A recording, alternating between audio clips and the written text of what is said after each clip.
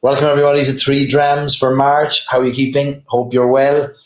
We have a tough job ahead of us tonight competing with Ireland versus Czechia, and I'm under no illusions as to my lack of draw compared to the big match. So what we'll do is we'll get through our event tonight as quickly as possible so that you can watch the second half, hopefully uninterrupted, not listening to me yapping on in the background. We've got three amazing whiskies to taste tonight. We're going to walk through each of them. We've got makers from Middleton Distillery and Crawley Distillery joining us. We're going to have a great night. I'll keep you updated on the match at the same time. I know we're 12, 13 minutes into the match. As of yet, no score, 0-0. So I'll be your Jimmy McGee here, giving you your updates while we taste this evening. Do let me know where you're joining from. I see Ballantyre in the house, Waterford in the house. We had our clocks. We had an error there with the old emails going out. Somebody thought we were live at 7 o'clock tonight. Our software is a US software, and the clocks went back in the US 2 weeks ago. They haven't gone back in Ireland yet. So apologies if you joined at 7 thinking we were going a bit earlier because of the match. We're not. We're going to compete with the match. We're going to go head to head with Troy Parrott and the lads. You're all very welcome wherever you're joining us from, whether you're a football fan or not. I know you're a whiskey fan. If you're watching this on replay, you're also very welcome. The format tonight, for those of you who are new to Three Drams, is very, very simple. We've got three whiskies, maybe from distilleries and brands you're not familiar with. The goal here is for us to get to know the people behind the brands, get to know the whiskies, understand them at a 30 milliliter level, so that if we wanted to buy them at a 700 milliliter level, we're a bit more informed about our purchases. This is a safe space for questions. I don't feel that whiskey should be pretentious. There should be nobody gatekeeping information. There are no rules with whiskey. There are only truths and about how whiskey is affected by glassware, by water, by ice, by air. And we enjoy the whiskey any way we want here. We always sip them neat. I do recommend having a drop of water to hand. Water is whiskey's best friend. Adding a few drops of water, especially as we get to the end when we've got a cask strength whiskey. It's going to help unlock some of those flavor profiles, some of those compounds that are not as volatile without a bit of water being added as well. We're going to get lots of updates in the comments here as well. Penalty for Ireland, it seems. Okay, I'll be waiting now for the next update. This whiskey tasting is going to be very, very interrupted by soccer, and that's all right. No fear of us. What else do we need to know about tonight? We will taste from left to right, 1, 2, and 3. My recommendation, as always, is if you've got 3 glasses, to pour the 3 whiskies, maybe half from each bottle. So you've got your sample bottles, take maybe half of that, 15 to 20 mils, and pour it into the glass and leave a bit in your bottle. The reason I always recommend leaving a bit in the bottle is if you come back to it later or tomorrow even, you might have had some time to digest and think about the whiskey, and your palate might have maybe evolved. It will have evolved a little bit over time. And sometimes even leaving a bit in the glass as you go through the tasting and coming back to that glass near the end as well is helpful. If you are in the sad position of only having one drinking vessel in your house, don't worry. Just wash it out between sips, and you'll clean it out sufficiently to not interfere with the next whiskey. All right. I can't concentrate now with the talk of a penalty. Anyway.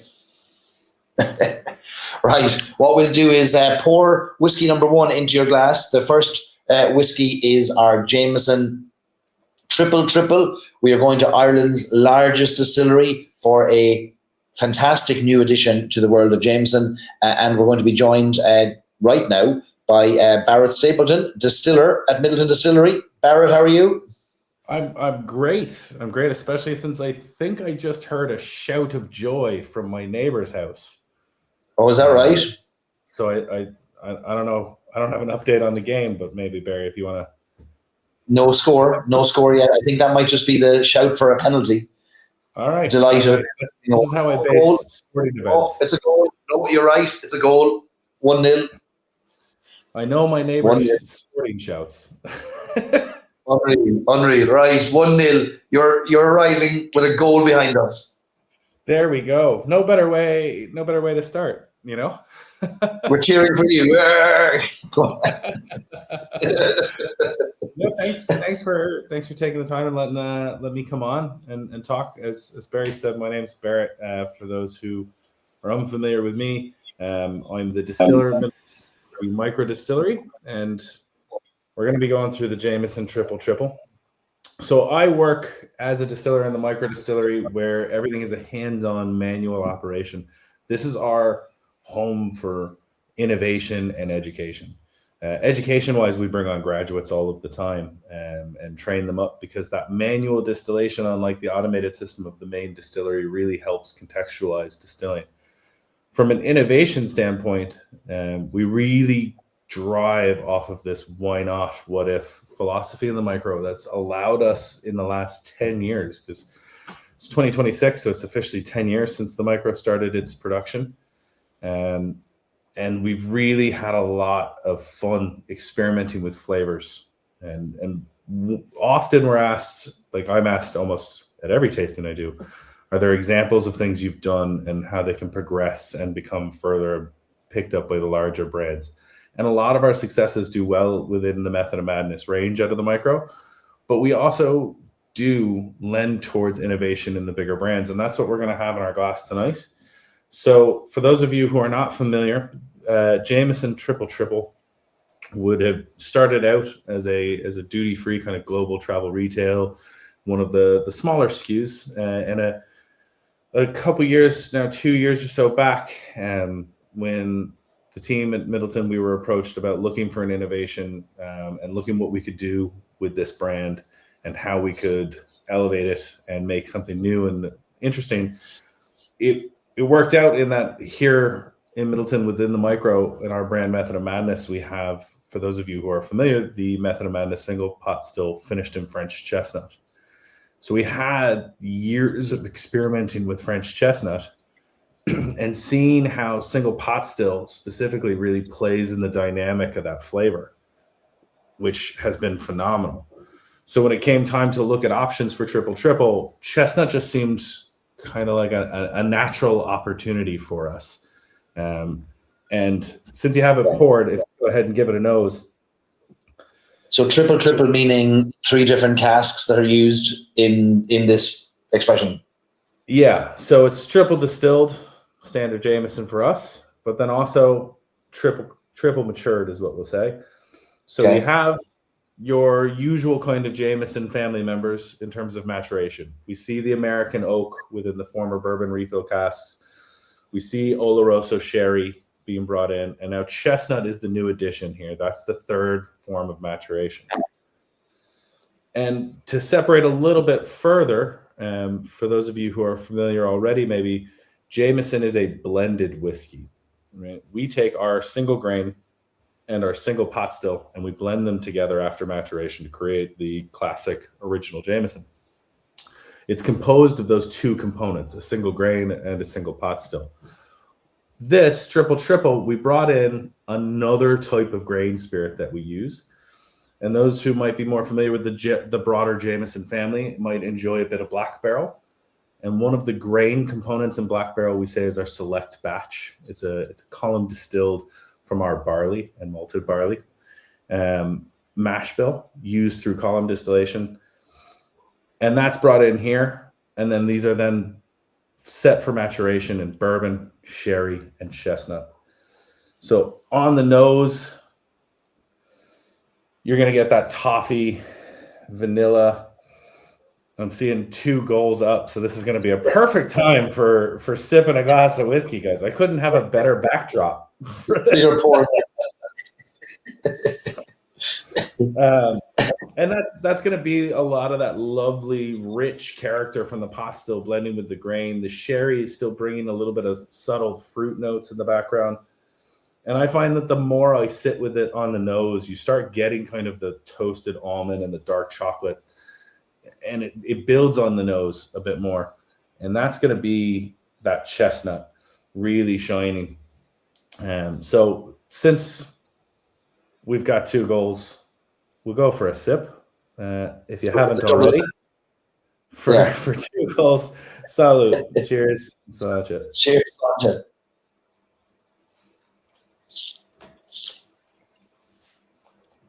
So you can see you get that really lovely, lovely texture on the palate. And I think, for my personal opinion, I feel that that's where a chestnut can really shine.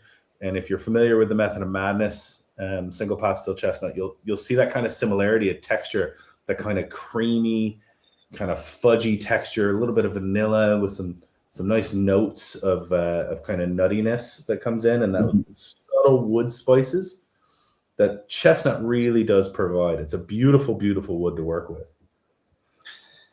Barrett, the grain you mentioned, the select batch, is that the only grain that's used in this, or is the regular grain also used? Regular grain is also used, yeah. So it's two types of grain distillate. And then in Middleton, we make 3 different styles of pot distillation. And it's easy to think of them as light, medium, and trad, which is sometimes called heavy. This would be, Jameson always uses the medium pot. So this is a medium pot still with those 2 types of grain blended together. And then their maturation would be that of the bourbon, sherry, and chestnut. And it's is it a finishing Barrett in chestnut, or is it a separate maturation where they're all married together?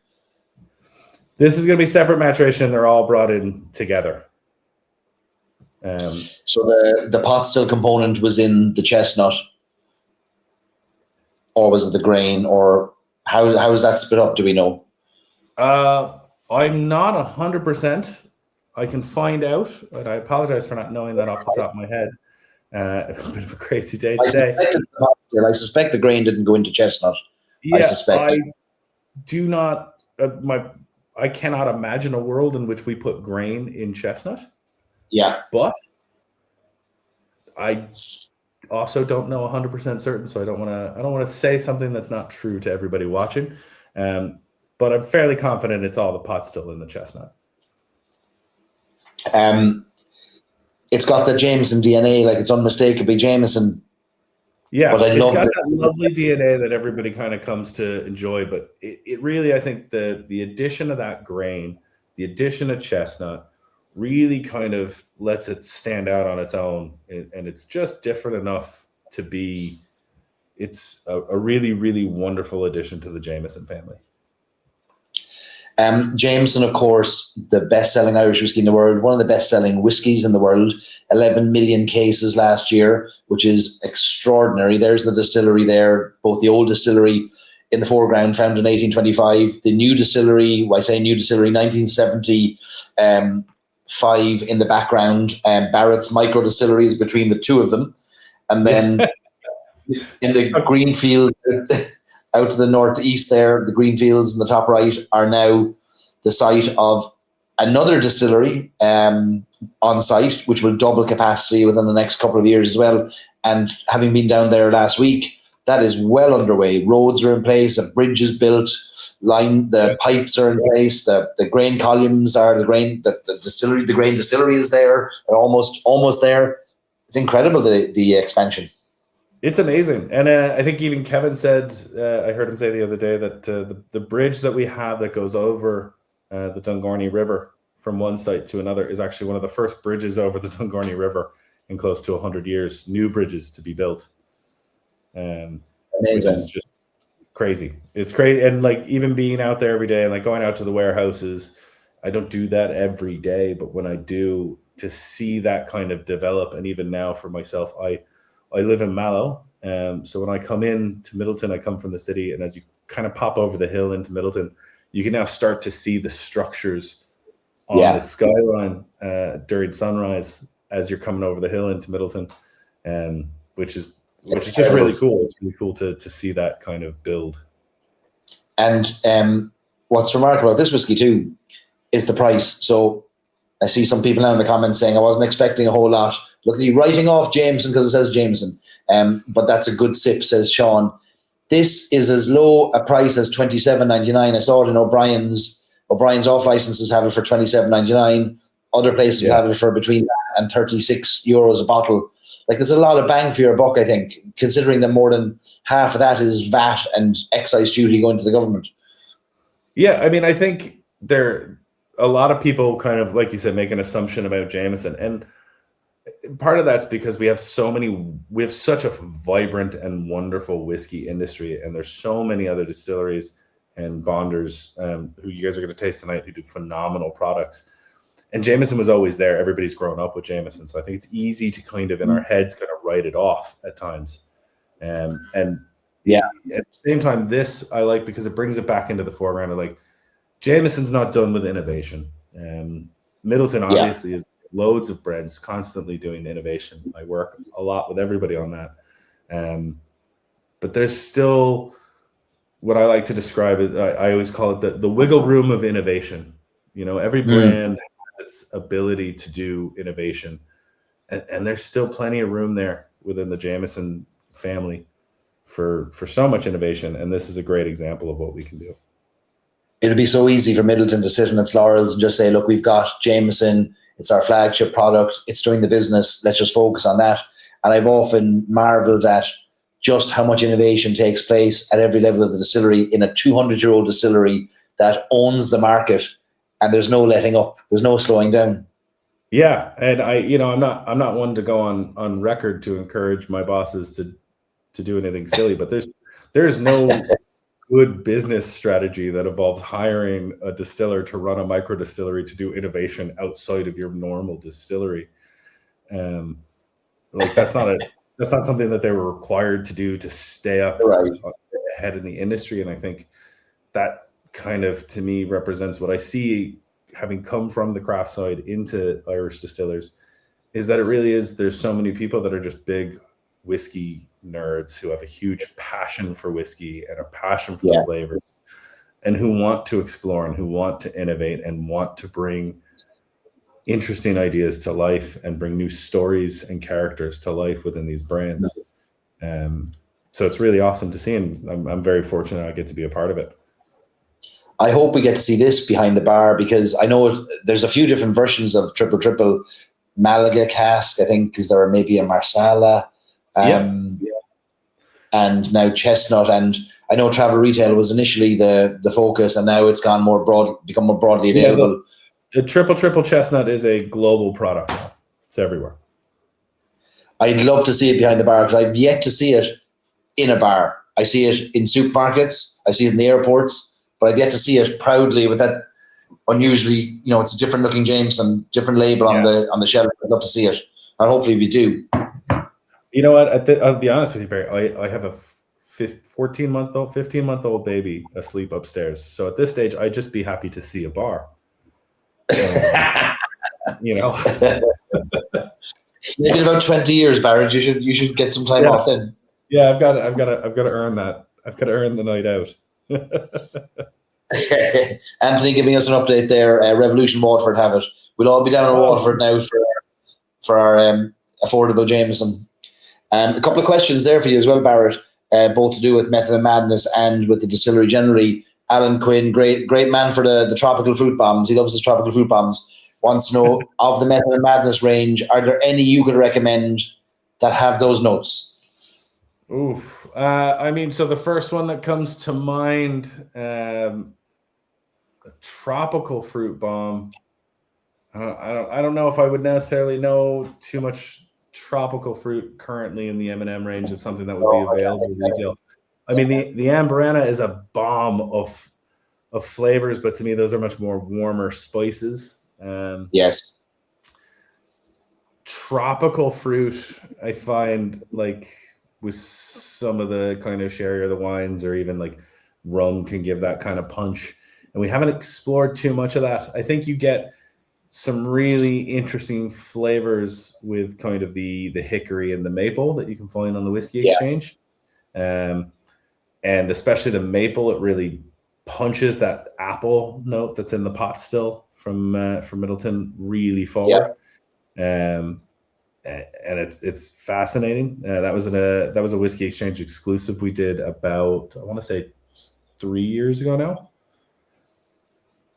You see, Alan has been cursed by the fact that he's been drinking 20-year-old malts from ex-bourbon that have just developed these wonderful tropical flavors over, as malt in a bourbon goes from vanilla and caramel into the pineapple and mango over time.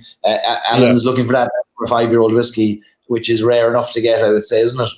Yeah, I mean, like out of the micro, I've got a lovely apple brandy that just punches you in the face with fruit flavors. But It's not quite the whiskey you might be looking for. Okay, so Alan, keep looking and keep sipping on. I know you've got a bottle of the JJ Corrie Stories and Sips malt, the 20-year-old malt, so that'll keep you going for the moment. A couple of more questions here. One is related to, Ian asking, which of the whiskies in the distillery would have the highest amount of trad pot? That's a good question. That's a tough question. That is a tough question. Would it be maybe Redbreast 21 maybe, or Redbreast 27? I think it's going to be Redbreast 21. Yeah. Again, I wouldn't quote me on that as gospel. Don't take that as gospel. Or it could be this one here. There's a bunch of lingering journalists in the This one, I think, is trad pot. This Method of Madness 28. Yeah. Ruby Port. That, I think, is trad. Yeah. For the few people who can find that anywhere, there's a lovely amount of trad pot. But out of the available SKU range, I believe it's 21 that would have the most off the top of my head. It is quite hard to keep. This is what, outside of Dave McCabe and Brona and Dee, who the three of them have phenomenal palates. They're our blending team in Middleton. The other thing that's just incredibly impressive is when you look at the main distillery, we make 6 different types of distillate, 3 different types of pot, 3 different types of grain, and those go into wood. So it's easy to think, oh, that's just very straightforward and very easy. But then when you think we have an absurd variety of wood to choose from, and then each one of those wood styles, you have virgin, first fill, second fill, or third fill to choose from. And each one of those rotations, is what we call them, is going to give a different flavor profile. So remembering when at the end of that story, 6 liquids, 40 cast types times 4 each rotation. And now at the end, you have Dee and Brona and Dave being like, oh yeah, well, this is comprised of roughly this percentage of this, that age. It's a phenomenal 5-dimensional jigsaw puzzle that they figure out, which is so incredibly impressive. And thousands of permutations and thousands of potential outcomes. It is incredible. Paul says, Paul from Harborview Hotel had a great tasting with Joe McGowan and Eric Ryan from Middleton in the house last week, which was great. It's great to see Jameson introducing new SKUs. Black Barrel was the whiskey that got me into Irish whiskey, really. And I've loved, look, you see, I've had this bottle for not too long and there's not much left in it. I'm motoring through it. And look, we're seeing price points here in the comments from £24 on Amazon, €27.99 in O'Brien's, €36 elsewhere. Maybe one of the best value blended whiskies that are out there at the moment. I had to get a new bottle for this tasting because the one I had at home was already gone. That's from rubbing whiskey on the baby's lips and the gums to keep them quiet, In fairness, I only used the 33-year-old Mizunara for that. Nothing but the finest for my child. I teach her young to love and appreciate the good whiskey. Before we let Barrett go, just a couple. Sorry, go ahead, Barrett.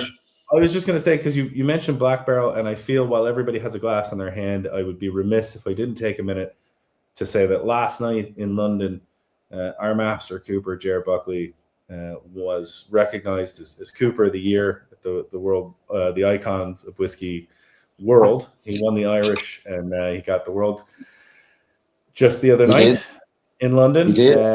And I've one of probably, what will always be, no matter how long I manage to live and work in whiskey, one of the best and greatest privileges of my entire career will be that I got to work next to Ger and have tea in the morning and lunch with Ger on a regular basis and be so fortunate to get to know that man. He's a phenomenal cooper and an amazing whiskey legend. So just a quick cheers to Ger and everything he's accomplished. Sláinte to Ger. Sláinte. I was there last night watching Ger pick up the award, and I think there was tears in his eyes. He was just thrilled; he couldn't believe it. And in his retirement year, to be awarded best cooper in the world, I think it was fitting. And Oh, he was he was overcome with it. Overcome. Yeah, he's a true legend.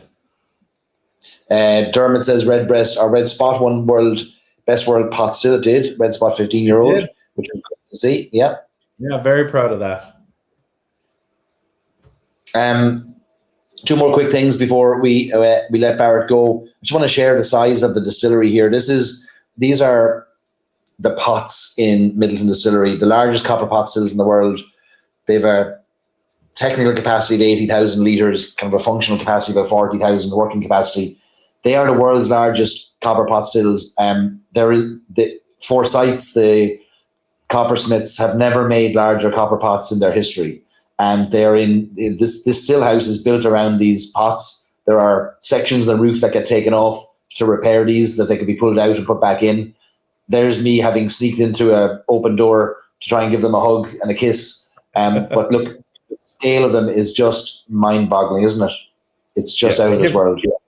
To give folks context, like you said, it's 40,000 litres. The micro distillery's wash still is really close to that. It's 2,500 litres.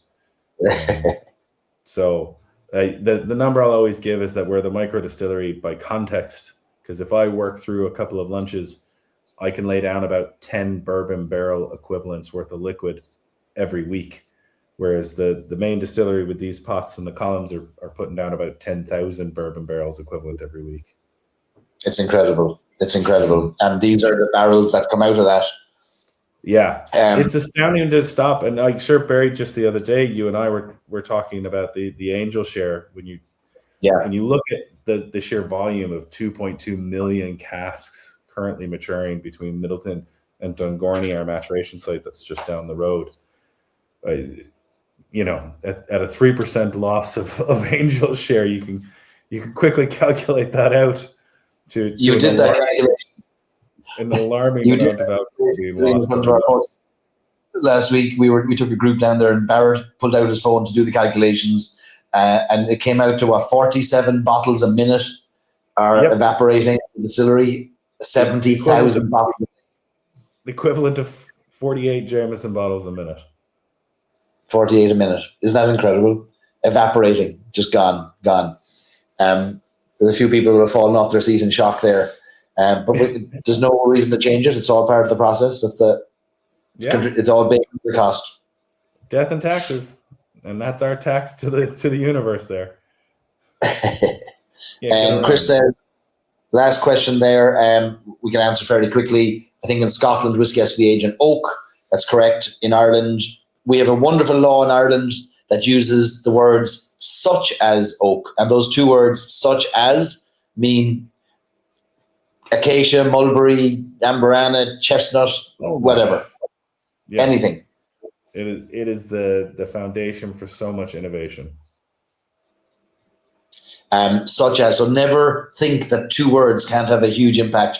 They have changed the Irish whiskey industry and allowed us to create far more flavour profiles than the Scots just could ever possibly produce, which is great.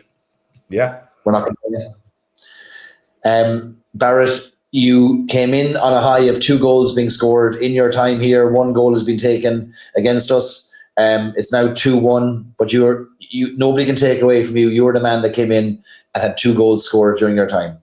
We're still on top. And I'm going to go ahead and say that's because of me. You claim it. I'm claiming it's all yours. Yeah. Listen, you're a gentleman. You're so generous with your time. When we were down in the distillery last week listening to you talk about production in the micro distillery and elsewhere, it's always a joy to listen to you. You have a fantastic way of getting people to understand what's going on in both a humorous and very exacting, factual way. And everybody raved about their visits to the distillery. And I really thank you for your time then and now in sharing your passion for whiskey. Like it never seems to fade. I'm just always honored that I get to do stuff like this.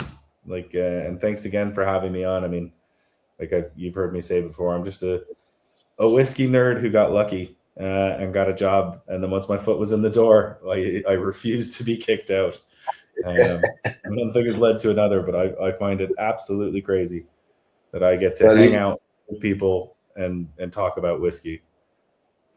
We're better off. The whiskey industry is better for you inside it. So thank you for all you do, and look forward to seeing you again soon. Cheers. Thanks, guys. Cheers. Thanks for having me. Thanks. Sláinte. Enjoy the rest of your night. All right. Good luck. Cheers, Barrett.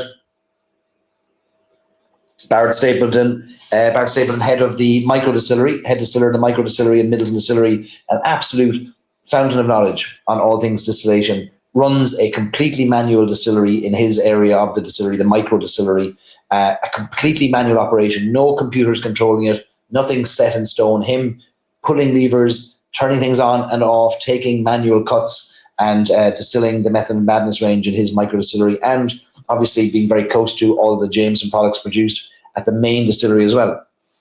In about 2 or 3 minutes, we're going to be joined by Conor McMenamin from Crawley Distillery. We're going to be going all the way up to Donegal for our second whiskey. Here is the map of our whiskies and distilleries tonight. We started in the Middleton Distillery. We'll be going up to Crawley Distillery next, and we'll end back in Waterford with W.D. O'Connell Whiskey Merchants for our third whiskey. So my recommendation is, if you haven't already done so, take your whiskey number 2, pour a drop into your glass, and let that sit there for a minute. And we're going to bring Conor on to tell the story of a fantastic distillery in Donegal, a new addition to the world of Irish whiskey, relatively new compared to the 200-year incumbents. So, Conor, welcome to 3 Drams. Thanks for joining us. Thanks, Barry. Good to see you. Conor, whereabouts in Donegal are you? We're right up touching Errigal Mountain and the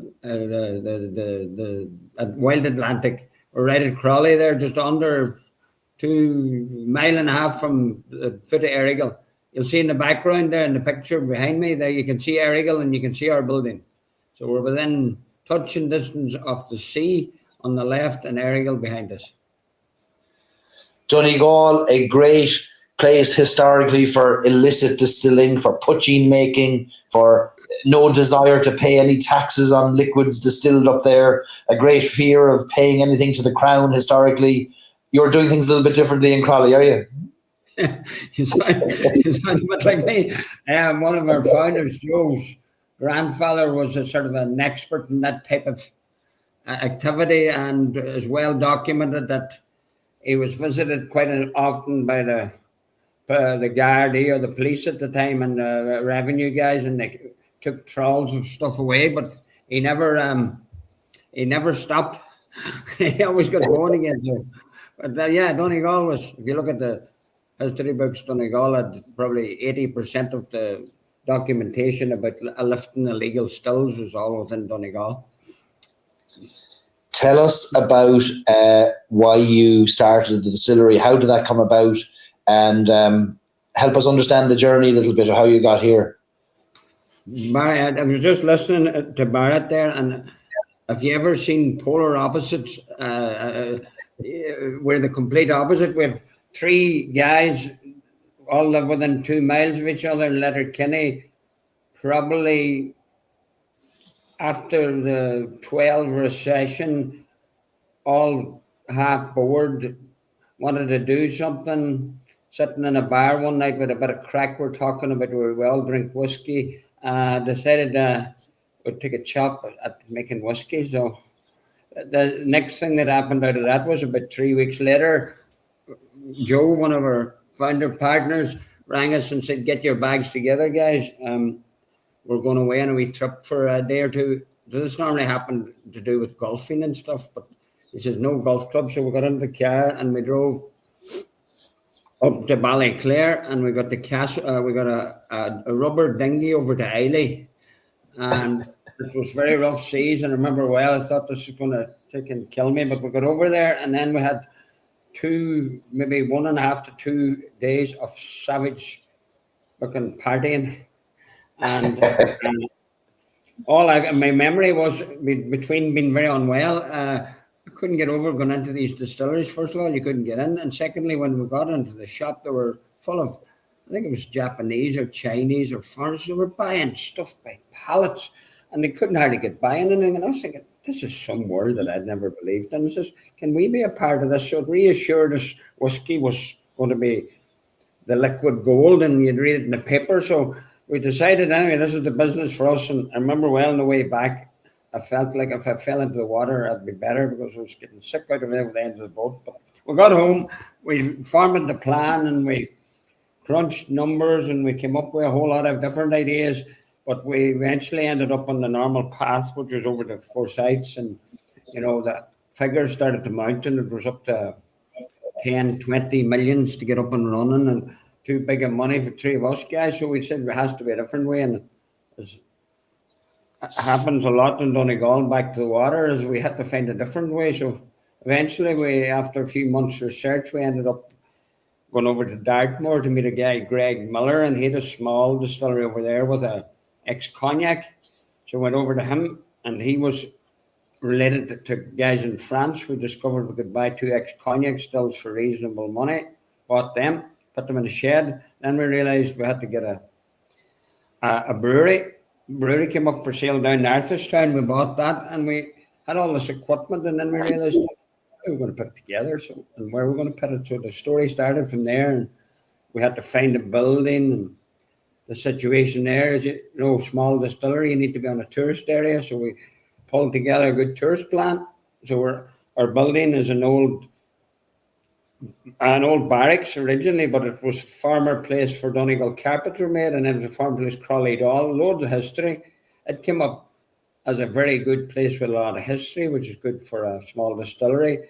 It's located almost halfway between the 2 biggest tourist attractions in Donegal, fitted the map well. So it's halfway between Glenveigh, which is about 200,000 tourists, big national park, and then you have Slieve League in the south, which has a lot of, maybe 180,000 tourists. So we said this was the building. Then we got support that was owned by State Board at that stage, or still there's in the Gaeltacht, that they supported us in terms of providing decent rent and a bit of renovation. So next thing, we were ready for action. So we started this in probably 15. We got to 2017, we were starting to get this building going, and took us a year and a half to get it renovated. There was loads of hassle. Then we had to put the stills together. So we got up and running distillation late 19. We probably got a month or 2 there. And this was the next big storm was through COVID and the torture of that. But up and running since 2020, distilling. And we're operating since. So that's a different story. I remember well, one of our partners, Kieran, founders, the day that the still actually produced its first potching or new make, he started in tears. He says, I never thought this would ever work. He says, that's our story. So we got up and running. 2000, we've been distilling small, or still, you can see it ex-cognacs, 2,000 litre, 2,200. So we load it with 1,800 litres. We do the wash run twice a day, about 6 hours a day. And we do the spirit run, which is in behind the similar still. We do it for 13 hours. So we run our spirit still very slowly, and we cut very tightly.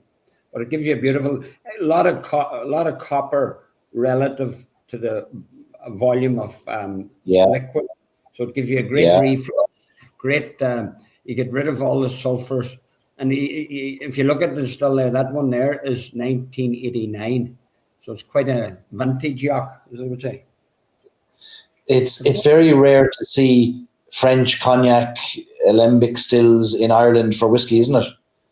There's I think there's Cologne, some sort of an operation like that, but it's much smaller. And I'll tell you, only for we were so naive in our starting, it was a technical masterpiece to get that to work and to apply with all the regulations.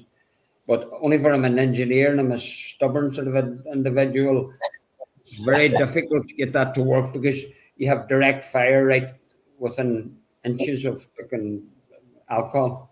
So you have a lot of safety features. The right hand side there's loads of shut-offs, cut-offs, safety valves, air ventilation. But it fully meets the requirements, but it's a difficult thing to do. It's a miracle, isn't it? It's a technical miracle. When you get back to the water, you just find a way. I always think. The Donegal fellas, you're built different up there. The direct fire stills, a lot of people will not be familiar with this. So like in the previous slides where I showed, I'll just skip very quickly back to just the Middleton slide. So these copper pots they use what are called heat exchangers. So they'll put the liquid through exchangers that'll heat up the liquid, compared to you're heating up the still through direct fire. And just boiling, really, like a kettle on a gas ring, I suppose.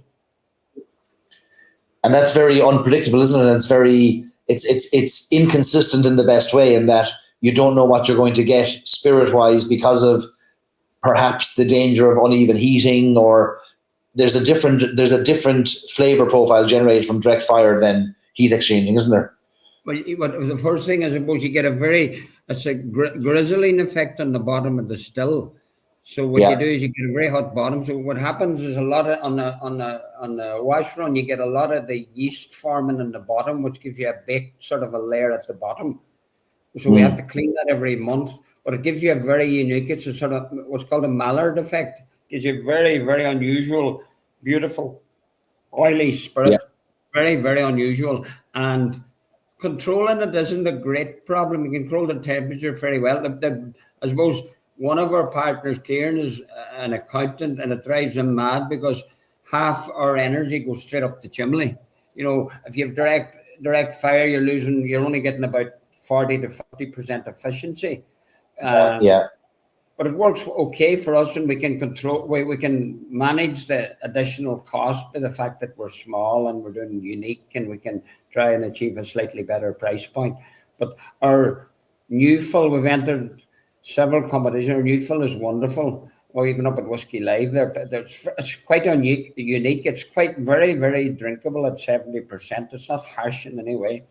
It's really quite unusual. It's very, very sweet, which is basically the effect of a load of copper on a small amount of liquid. You're softening it. Yeah. Let's talk about the whiskey then, because and I was surprised to know and delighted to know that this is a whiskey that has come off your stills. This is one of your first core own distilled whiskies, isn't it? Yeah. Well, I just see a comment that they haven't seen it on a release. The reason for that is that the bottle I have here, I only put the label on yesterday because the label's only landed yesterday. You can see the cork slightly different because the capsule on the top hasn't landed yet. So this will be released officially probably, well, we're depending on the boxes now coming, but I believe they'll be here next week, the week after. It'll be mid-April for the formal release of this. So anybody, I was just saying, wants to buy it, they can buy it now, but we won't get it until mid-April. And that's basically because our labels and our tops have to appear here. So this is our first breed into 40% liquid and our own single malt. So our view here, my thoughts is we want to get into our existing trilogy range is price pointed at €80. It doesn't get enough of the market, so we want to get into a more pouring whiskey, and this is just a single malt now. It's going to be our stable single malt, our stable starter and we'll introduce a pot still in probably 6 months to a year. So we'll and this one is a lot better too, isn't it? This is $49.99 compared to the $80 from the trilogy. Yeah, which is very. So it's a drinkable. What we want to do really is, I suppose, we want to get to a whiskey that we can either put in an optic or compete at that level, slightly above.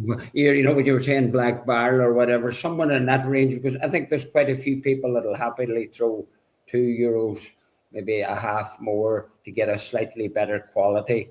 And this is a single malt at that price point. And what I feel is when I taste it there now, I couldn't resist not drinking it after scoring a goal there. So I had a lovely drink. It's a lovely, beautiful taste of a straightforward malt, but there's complexities in it.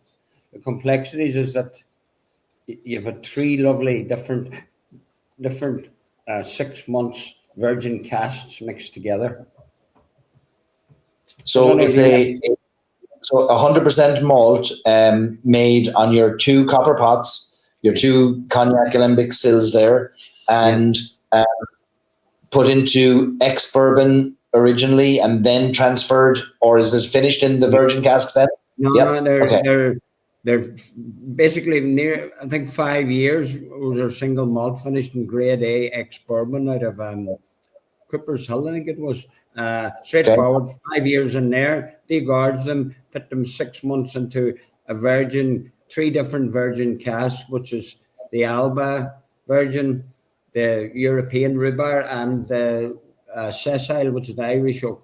So we put them in 6 months, near enough into the ex-bourbon in there for 6 months, and that gives you very distinctive flavors. Then we blend them together into three different, into the whiskey.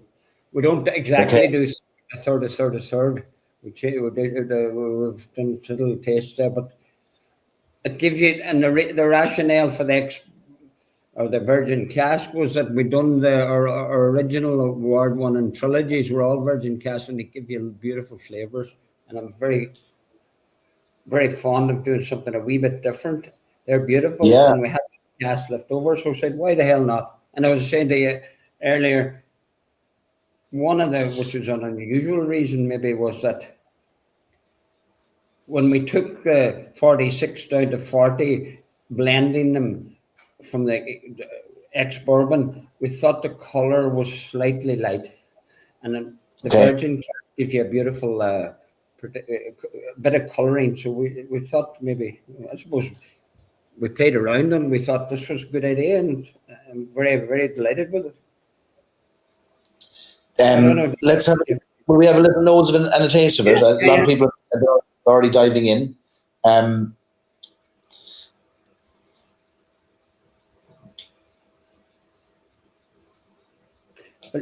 But you should get it. It's lovely, and first of all, it's 40%, so it's light, and it's like a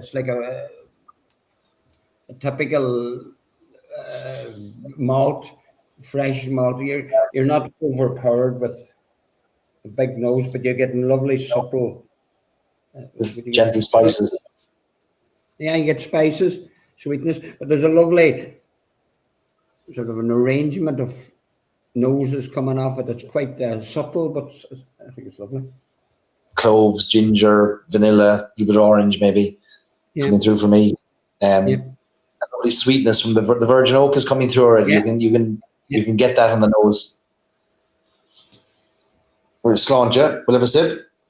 Sláinte. Sun is hard.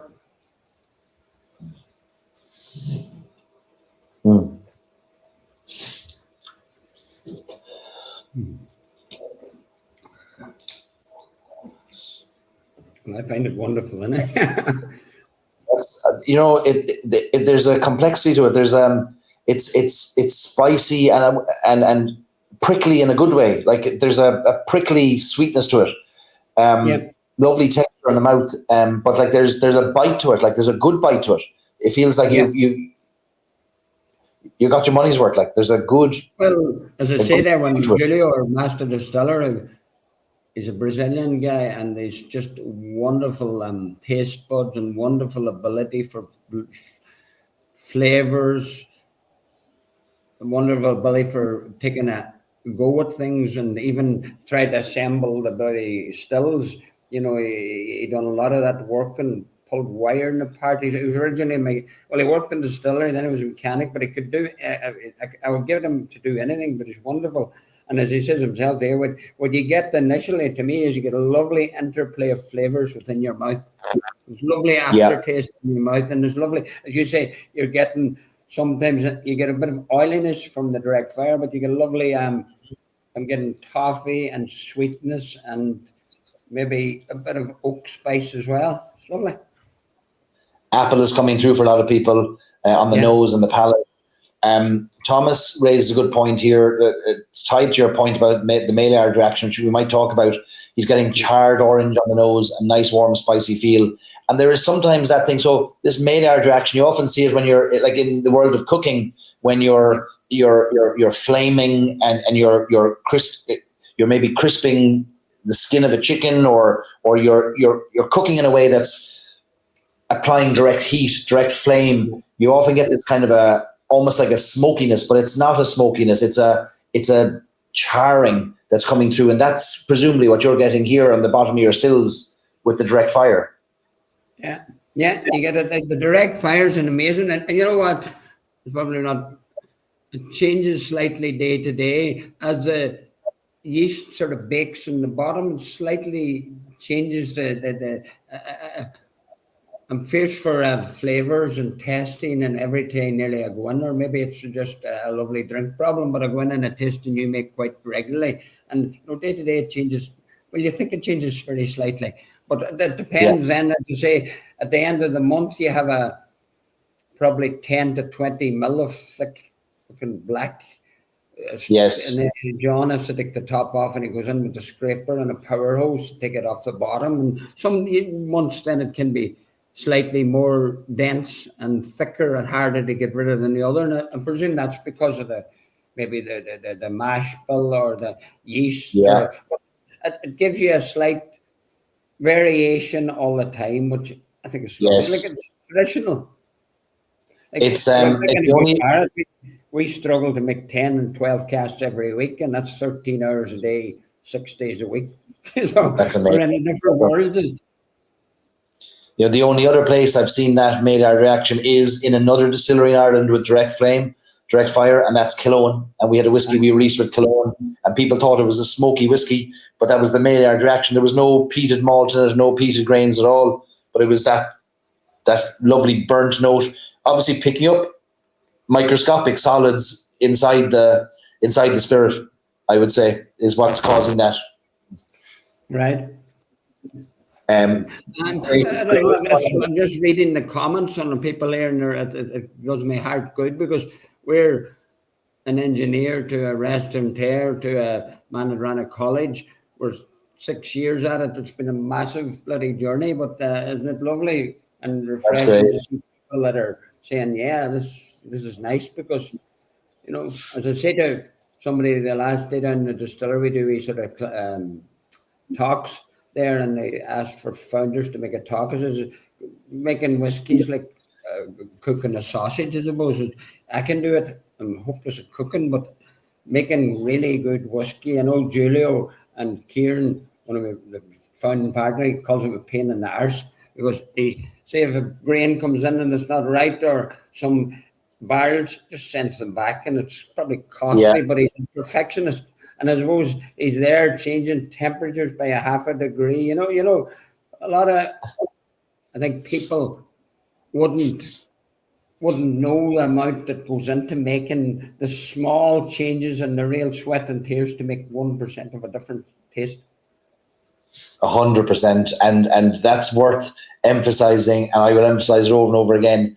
There is no comparison in what it takes a distillery like Crawley to make a whiskey compared to what it takes Middleton to make a whiskey, in the economies of scale, the finances, all aspects of it are different, and it costs you far more per bottle to make a whiskey than it does a larger distillery, and there's no way that can't be reflected in the price. But to still bring out a whiskey at $49.99 that's this good, you should be very proud of it. This is a win. This is a win for you. Hopefully, Barry, I'm great. I love to hear Spurs, because, as you know, we've gone through a hard time for the last year or two, and there's been plenty of days that you just feel like throwing in the towel. But I have such a passion for it, you just keep at it, and it's made. All I can say is that whiskey is made with massive love. Oh, fair play. Before you go, tell us a little bit about your other whiskies. I've got some here that I want to. Tell me about this whiskey here. That's our original Cask 2, so we released that after 4 years, so that's a year and a half ago. We done, I think there's about 230 bottles, so we have, that was sort of a starting point. The whiskey's lovely, it's young, but it's more an investor thing. We have about maybe 4 or 5 of them left. They're all gone. They're sold out. But the beauty of them is what was very heartening at the time. My memory is that we sold sort of up to 230 of them within about 2 months, which gave us a nice wee bit of cash flow. And was the support sometimes is more than cash flow. It was lovely to get that away. So that was a cash too. There's a couple of them left, but I'm not all that worried about selling them. They're lovely to have. These are oak finishes, so that's a single malt again. It's not our own single malt, but it will be in the next batch. It's finished in 3 different range of virgin casks. The left is American oak. You get the casks over from Kentucky. The middle is sessile, and the right is the rhubarb, which is European oak. They're all beautiful. I'll tell you a funny story. The one on the right, we're up in Pierce Lyons, first time ever at the Irish Whiskey Awards. That must be 3 years ago. But we were up there and we were half fucking partying and always with the crack and meeting a few people and nobody knew anything. They said, I never heard of you. Where are you operating in a distillery? But anyway, then it came to the awards and best Irish single malt, 10-year-old and younger. It was a boy, it was Brendan's. They couldn't even present the name. I think it's called Crottley or Crowley or something. That's just to go as long as it's Joe. Is that Crowley they're talking about? This we hardly wanted. We entered. I said we did. No, we won an award with that. But if anybody really likes whiskey, they're beautiful whiskies, while distinctively different. The virgin oak gives you an awful, like the middle one is very subtle, sweet. Yeah. Apples. The rhubarb is very gingerly and spicy. A lovely whiskey. If you like ginger and spice, a lot of people don't like it. And the Alba then gives you more of a lot oakier, woody, more on the bourbon side, but they're all very good. They're lovely. Did in those 3 whiskies in the trilogy, was it the same original spirit, the same original malt that then got finished across the 3, so you could compare to see the wood influence? Yeah, that's exactly. They're all, I think when we bought that, it was either 2017 Great Northern double distilled malt, and then we finished for 6 months. So it's a good malt. It's the best malt we could buy at the time because we wanted to make a statement and try and do something. And again, I suppose you'd be telling tales. Or the reality, we went for 3 virgin oaks because we didn't see anybody doing it. And our townland is called Killandara, which we're very strong Irish speakers. Killandara means a small oak forest. We said, why the hell would we do a small oak series to put us on the world map? Yes. That's the reason. They're all very good. It gives great flavours. And since that, now we've released a PX there in December, 500 litre PX cast, our own for 5 years, and a PX 500 litre, and we're getting great support. There's 700 bottles in that, and I think we've only about 10 or 20 left in the distillery. They sold out very quickly. They're wonderful spirits too. The fact that the direct fire, first of all, the small stills, and the fact that we cut, our cut point is 72 degrees. We reject our 72%. We direct everything below. So we're very out of our 1,600 litre spirit run, we only get less than 200 litres of spirit. So it gives you a very soft spirit, which means that it takes to timber. Like I've had lots of the whiskey connoisseurs up with me, and it always opens my heart when you give them a sample. They said, "That's only a 4-year-old." I says, "No, that must be it." Whatever the reason for it, the whole process makes the whiskey mature very quickly. That copper contact and the shape of those stills is doing you an enormous service, even though it's probably economically quite inefficient to make whiskey at that scale. We're the beneficiary as a consumer because you're doing all the right things, kind of slow, small batch. It's helpful for the spirit at the end of the day. Probably not as helpful for the bank balance though. No, but I suppose we're all doing this, and it's probably for the wrong reasons in one way and the right reasons. The three of us started with sort of the objective of, first of all, can we do it? And secondly, we wanted to leave sort of, I suppose, a legacy behind us. It wasn't purely for finance we wanted to do this. We wanted to see, can we leave something that'll help a generation behind us? So it was done for the right reason. We keep at it for the right reason. And our role is make the best possible whiskey we can, and to hell with the fucking financial end of it. Somebody stops us.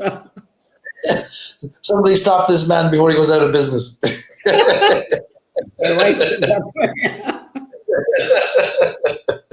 He's making whiskey that's too good, and he's not making any money out of it. Lauren says she needs to make a point of visiting Crawley. I'm the same. I'm very. I'm sorry to say I haven't been there yet, and partly due to the driving distance between Cork and Donegal. But that should be no excuse. I have to make a trip. You've put so much into this whiskey. I want to go up and see how it's made.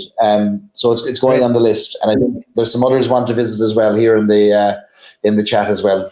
Everybody that's on the show and yourself, Barry, more than welcome. And when you're there, I'll personally be there, and I've often put the ladder out, got up on top of the cask, and we might just try a few to have a. Because I love whiskey, I love people that love whiskey, and I love the crack. And just by the way, from a small three, as I said last day, for three men in a boat, we opened our visitors centre, and we got voted on TripAdvisor the last 3 years the 5% best things to do in Ireland. Amazing. 20,000 tourists last year, so they just love it. It's unbelievable, and then to get that many people in such a remote part of the world, fair play. I mean, you're definitely bringing them in. Like, you probably get a lot of people on motorbikes and campers and doing kind of the wild Atlantic way, dropping in.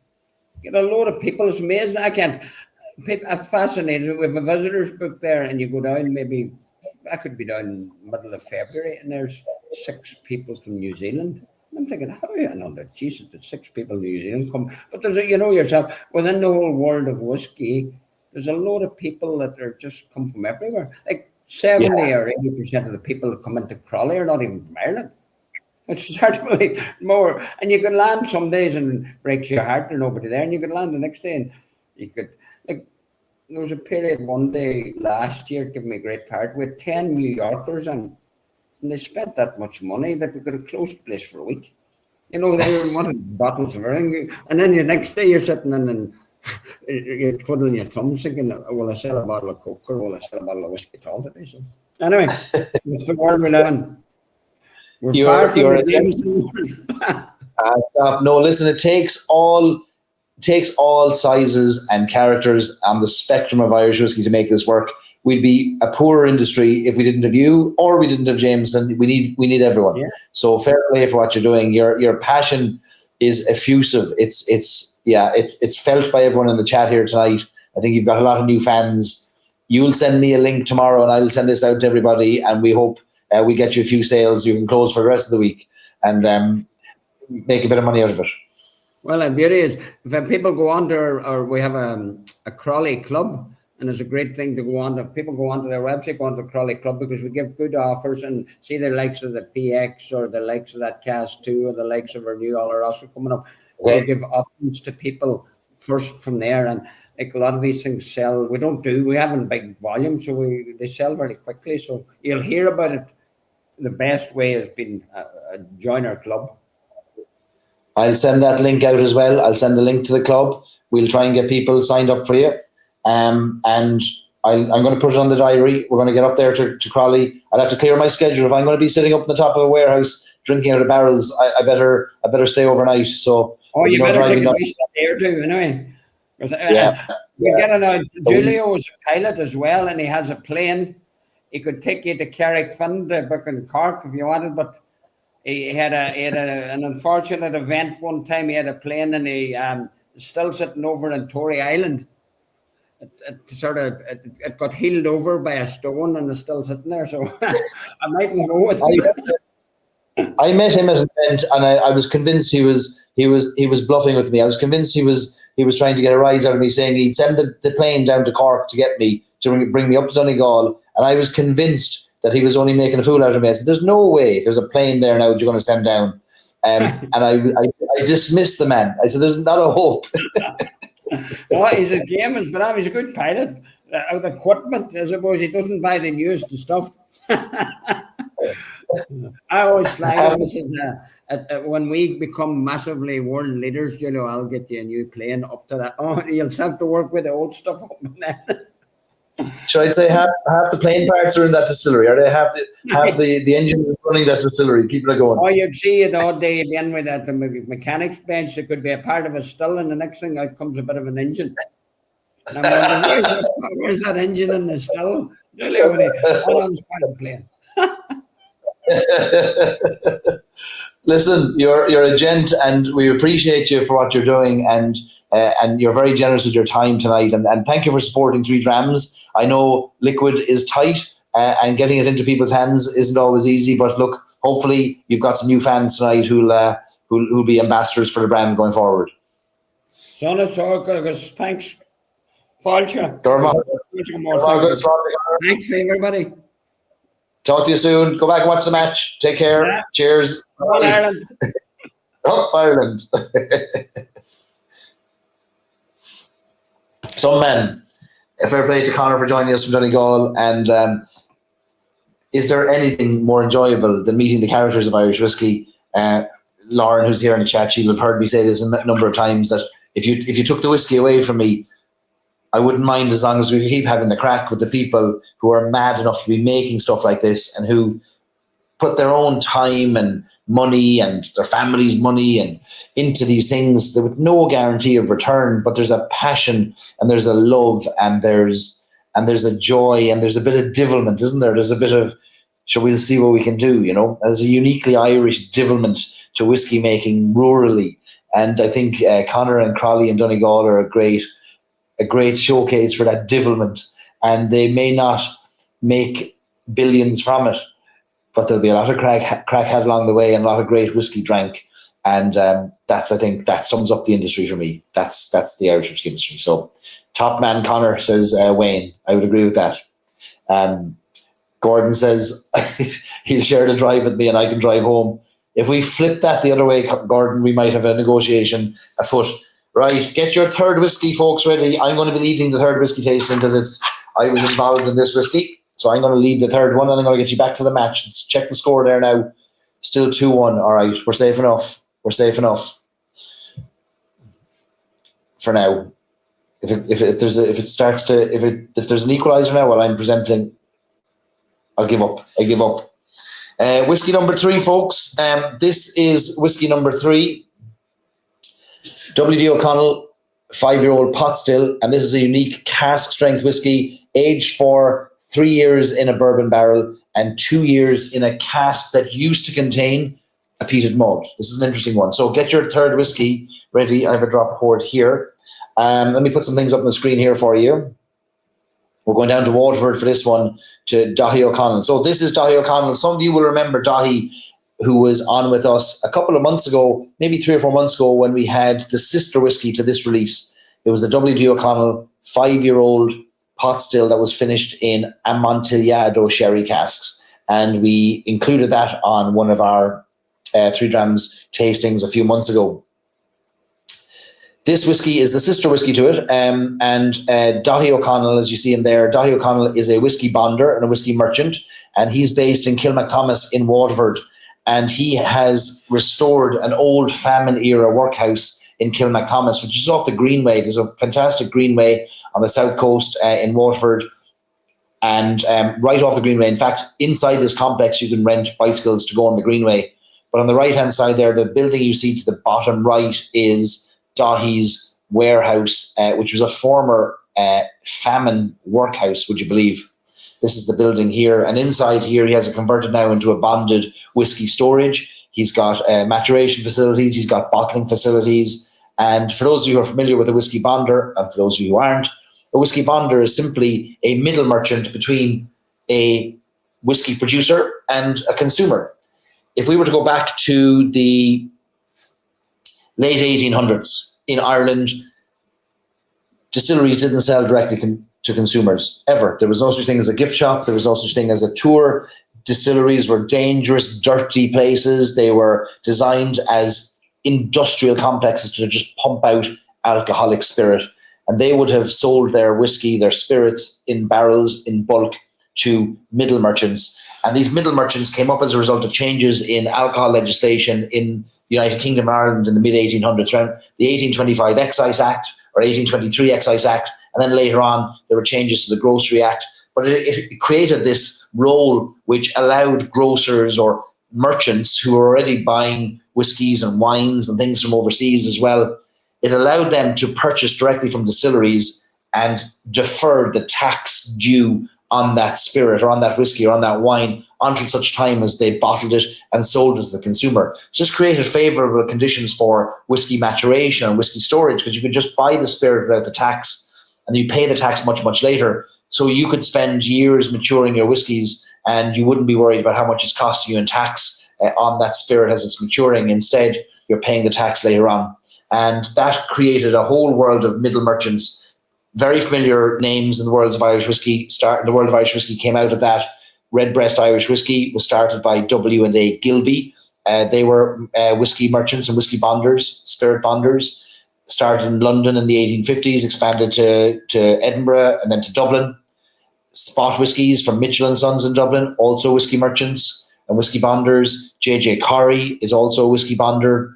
And W.D. O'Connell, Daithí O'Connell is a whiskey bonder as well. So what Daithí does is he buys spirit, whiskies, not just whiskies, different spirits, rums, things like that from distilleries around Ireland and Scotland and even the United States. And he matures on site and he then creates bespoke bottlings. He has his own range of whiskies that he releases, some of which you'll see here on the screen.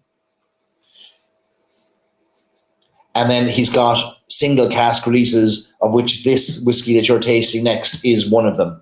So this whiskey is one of, I think there were 200 bottles of each were released at the time when we released this. And so I took a visit down to Kilmacthomas, down to see Daithí, and then the goal was for me to find one whiskey that we'd release. I ended up leaving with 2 casks because I couldn't decide between the 2, and I said, geez, we'll take the 2 of them.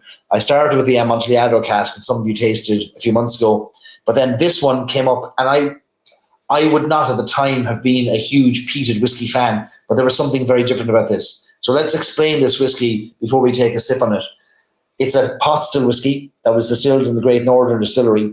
It then was put into an ex-bourbon barrel for 3 years, and after the 3 years, it was transferred into a barrel that Daithí had used previously to age what was arguably Ireland's first double distilled, was it double distilled or triple distilled? Triple distilled, peated single malt in generations. He released Bill Phil. Some people have heard of the whiskey Bill Phil, triple distilled single malt, and first peated triple distilled single malt released in Ireland in, I'd say, 80 plus years. Peated malt is malted barley that has been dried after germination over a smoky fuel. There are no facilities really in Ireland to do that, sadly. It has to be done in the United Kingdom. But you dry it over a turf fire, and that white, pungent smoke that comes from the turf, the compounds from that smoke attach themselves to the barley, and they stay with the barley all the way through distillation and maturation. They fade over time with long maturations. But Daithí released that Bill Phil to great acclaim, and it kind of restarted the interest in peated whiskies. And he aged it in an ex-bourbon barrel. When he dumped it out of that bourbon barrel to bottle it, he left that barrel aside and he didn't know what to do with it. But then he took the 3-year-old pot still whiskey from Great Northern Distillery. He put it into the barrel that had the peated single malt. So the pot still whiskey itself was not peated, but rather the remnants of the smoky compounds from the Bill Phil whiskey were still evident and present in that cask, but not in huge quantities. So that when, after 2 years in a cask, I tasted it, it wasn't so much that it felt like a very dry, ashy smoke, but rather there was a barbecue kind of meaty note to it.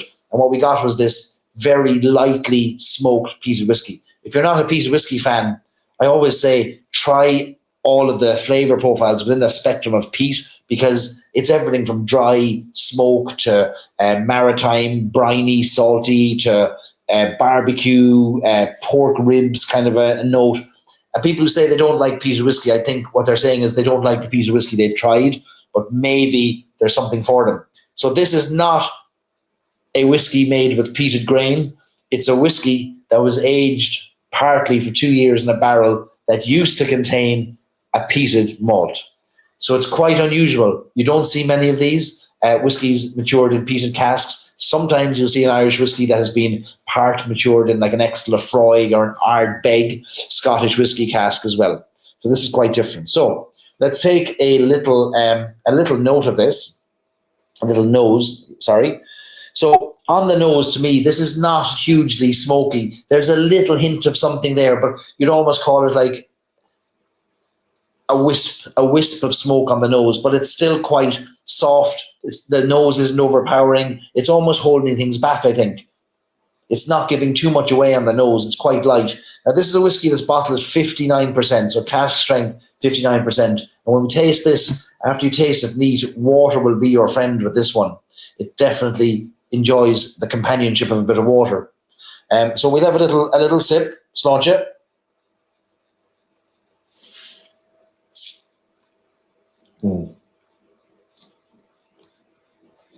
So there's a little bit of spice to it. A little hint of smoke comes through in the front of the palate, just a small little bit.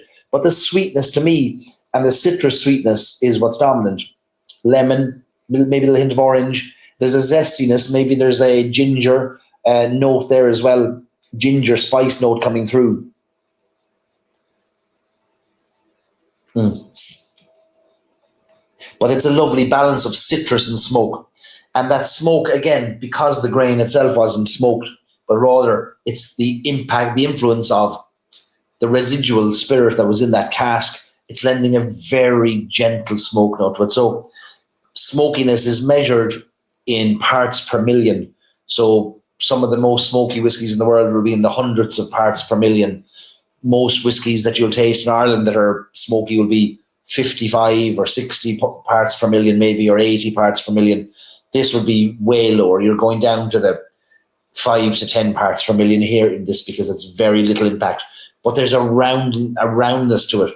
And you'll find some distilleries and some brands, especially whiskey bonders. I know, for example, one in Killarney, Maurice O'Connell, runs Wayward Irish Spirits. He has added in the past a little peated malt to round out a spirit, just to give it, to bring it to completion. Maybe just needed. It's a bit like he talks about it being like salting your food, just a bit of seasoning. And I can't help but think there's something similar here. There's a seasoning to this whiskey that without that cask, maybe that pot still on its own wouldn't have been enough.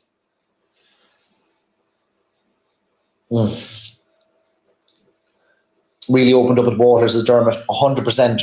And look, there's science behind this, and I'm blue in the face from saying it. I'll die on this hill. Never let anybody tell you shouldn't add water to whiskey. Every distiller I know adds water to their whiskey, and they know why, because there's a scientific reason. And that is that at high alcohol strength, high alcohol proof, there are compounds that are trapped beneath the surface in a non-volatile way. The only way we can nose and taste whiskey is if the compounds become volatile. They become available to our nose, available to our palates.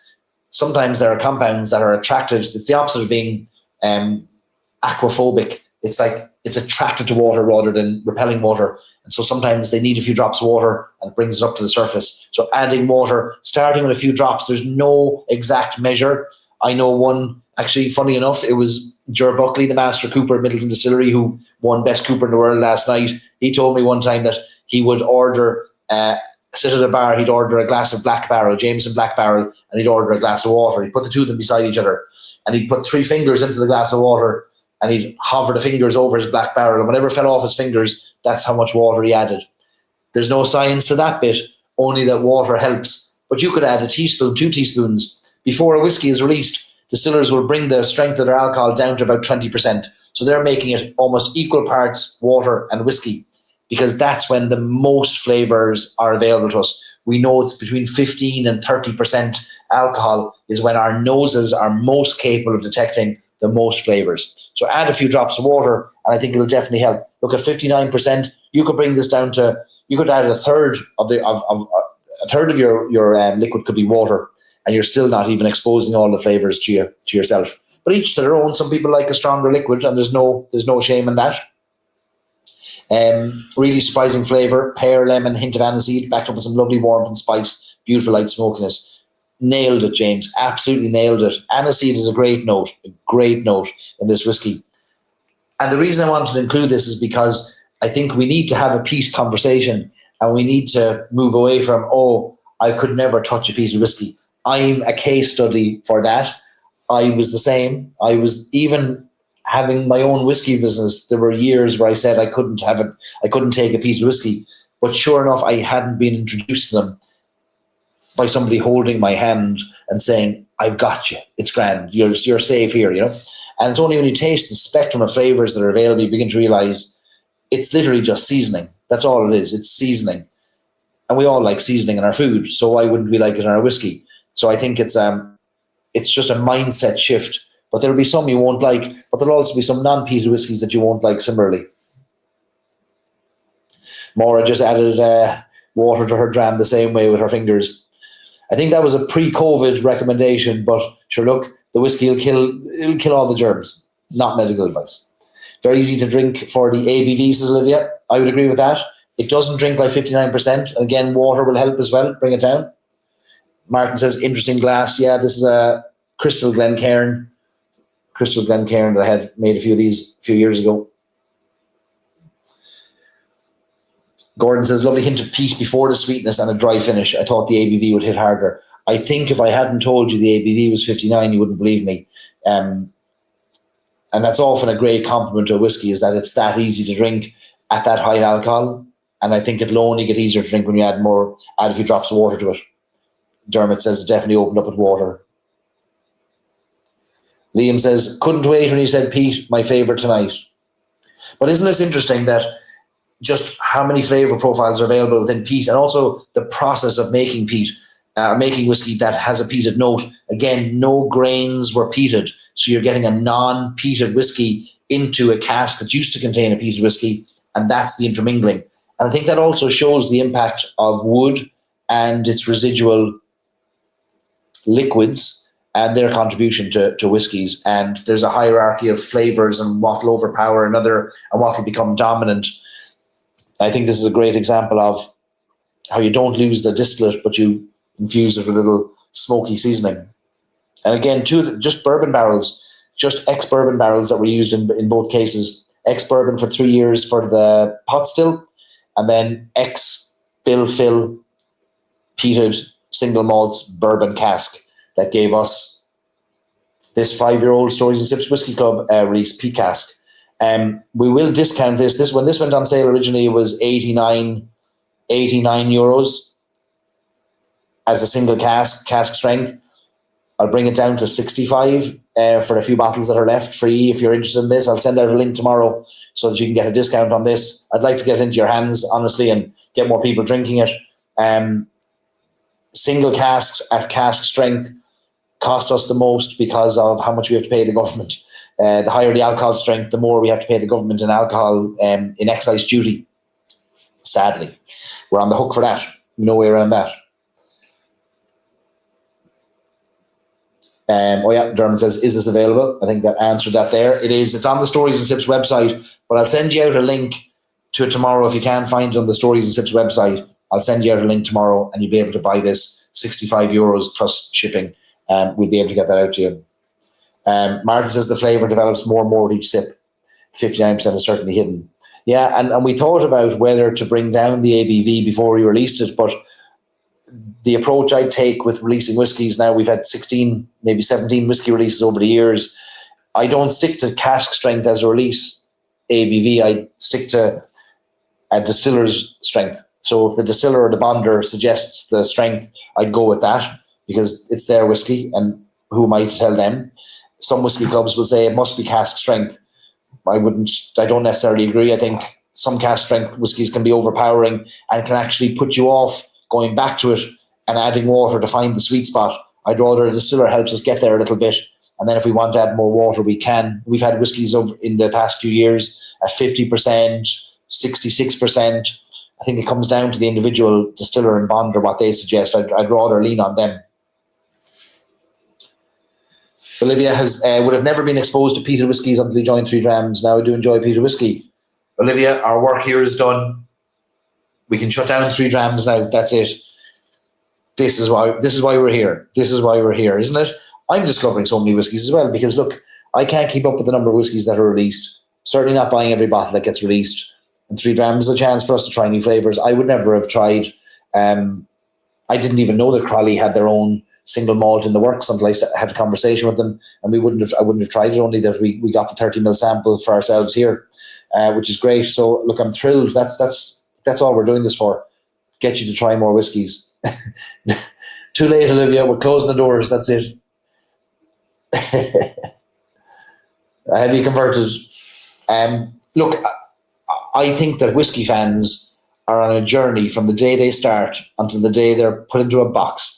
And the journey is different for everybody. And if you're a whiskey fan, you will start to chase flavor, not brands. And if you start to chase flavor, what you'll want to know is, where can I get other flavors? So if you can just park the idea that you've got a favorite brand, and you might have a favorite brand, but instead think, I'm in the pursuit of flavor. I want to explore all the flavors. You'll then start trying things that are not the brands you love or know. You'll start trying whiskies that are produced in different ways, aged in different ways. You heard Barrett from Middleton talk about all the permutations that can happen even within one distillery in Middleton with 6 different distillates, 4 different variants on a bourbon barrel, 3 different variants on a sherry cask, all the different other woods they have, all the different maturation lengths, and suddenly the thousands of different whiskies you have. But if you chase flavor, you'll get to a peat eventually if you're not a peated fan, because you have no choice, because you want to know what everything tastes like. That's what got me to peat. Was I think I'm a fan of flavor. Like, I want to taste something that's different. There are a lot of whiskies out there, you'll have come across them through 3 Drams, where they might not stand out to you as anything unique in flavor, but something like a W.D. O'Connell here will, because there's a note there that we're just not familiar with. And if that's the one then that gets into peated, now you're going to go on to the next one. Right, well, I think I like peated now. Let me try something else. Let me try Connemara. Let me try a legendary Dark Silky. Let me try Ardra single malt from Ardra Distillery in Donegal. And then you'll start to figure out, I do like flavour. I do like peat. And I'm fascinated by how we arrive at that point. And it is all those permutations, all these levers that get pushed and pulled that, to me, are the most fascinating part. Liam says 100% go with what feels right, ABV-wise. You can always lower it with water at home. Yeah, there's some clubs will be very purist now in Scotland. I've come across quite a few clubs that would say, look, no colour added, nothing less than cask strength. I'd agree with the no colour added. I don't think you should be adding colour to whiskey at all. But and none of our whiskies have ever had colour. But certainly the ABV, I think, is a bit flexible.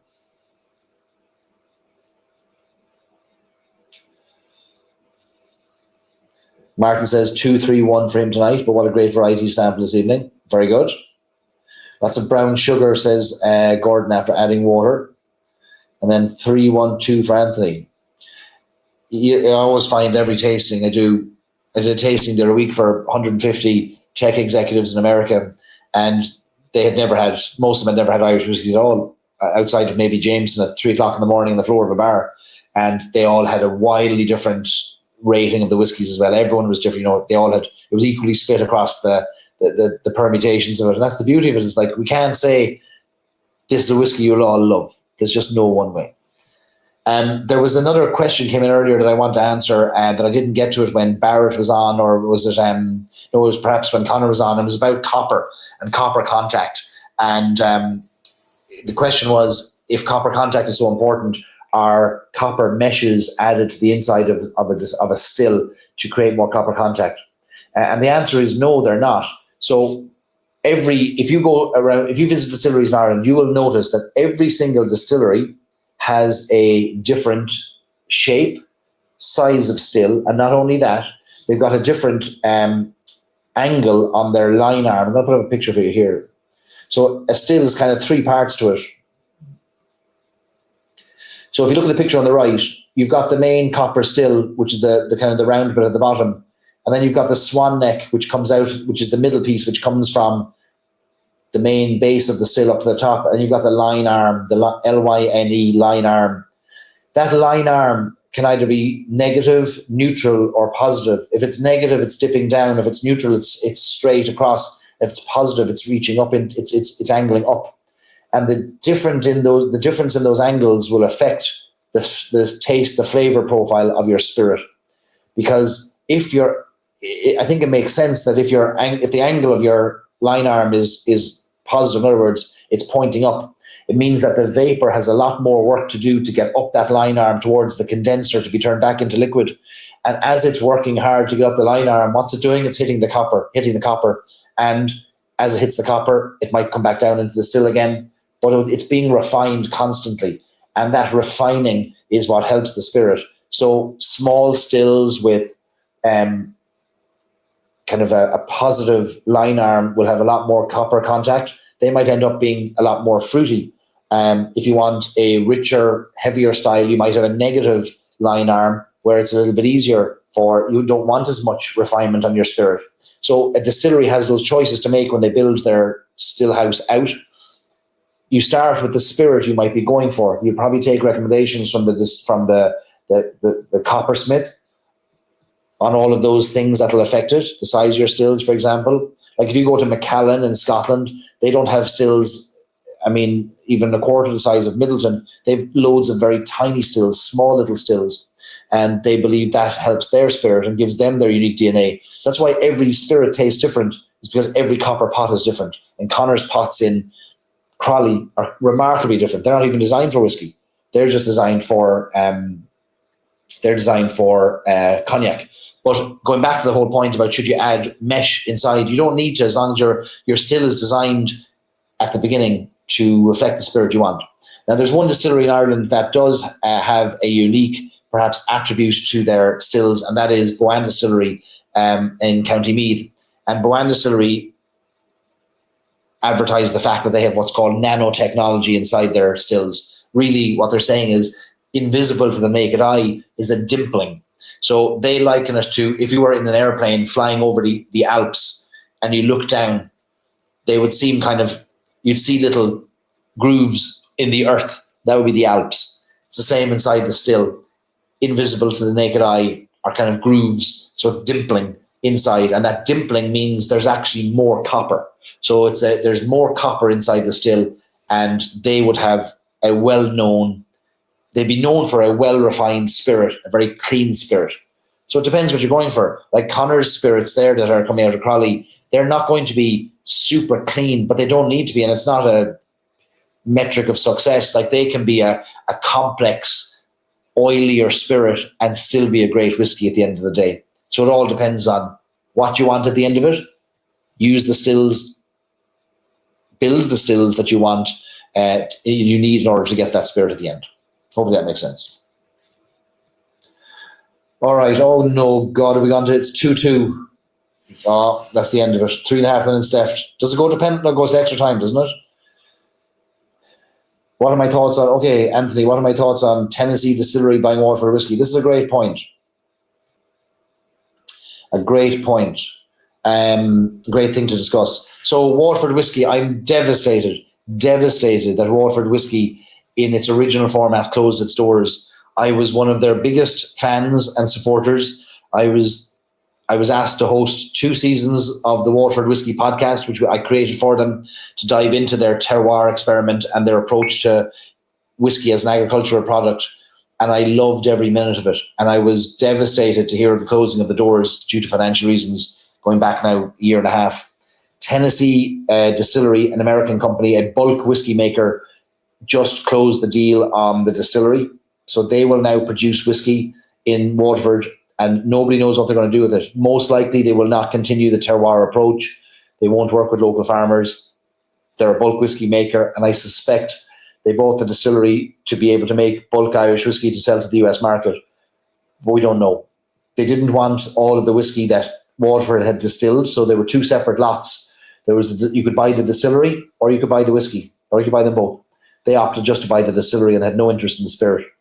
So that tells me that they're looking just to make a cheaper spirit. And there is a great demand for bulk Irish whiskey in America. There's great demand for low-cost Irish whiskey in America, increasingly so.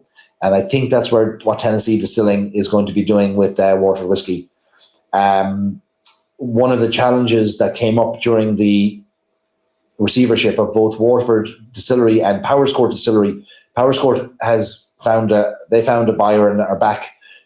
They're back on the mend, on the way to being fully operational and in business properly again. One of the challenges that came up was all of the whiskey from Powerscourt and all of the whiskey from Waterford would have had a value attributed to it.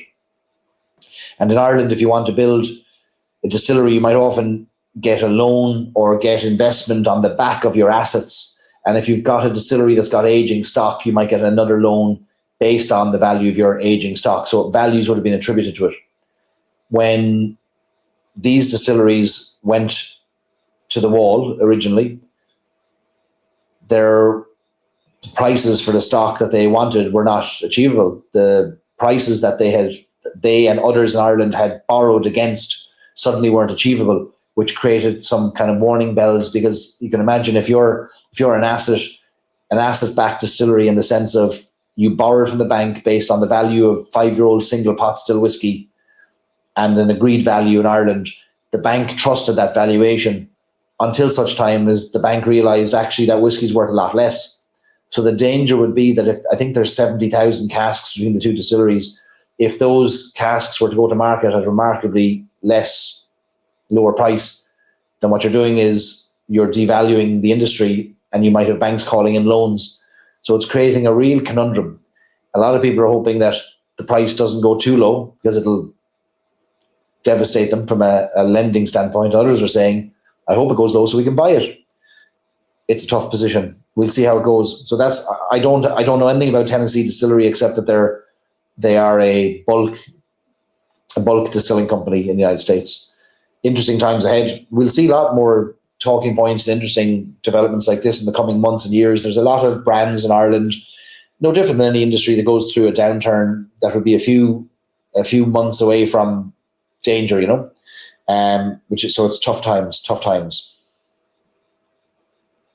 Let me see. Alan asking if April drams are confirmed. We do have one dram definitely confirmed, most likely two. So McConnell's Distillery in Belfast have a cognac cask finished blend, which is a lovely, lovely blend, a 5-year-old blend. That's going to be in our April kit. We are also looking at another new release that's not yet in the market that Titanic Distillers are bringing to market. So I think, and these are two brands that will be coming back to us, having been with us before. And if we've got those two Belfast brands in, we might get a third Northern Irish brand joining us as well. So I'll announce that in the next week once we've got that over the line. Still 2-2. Yes.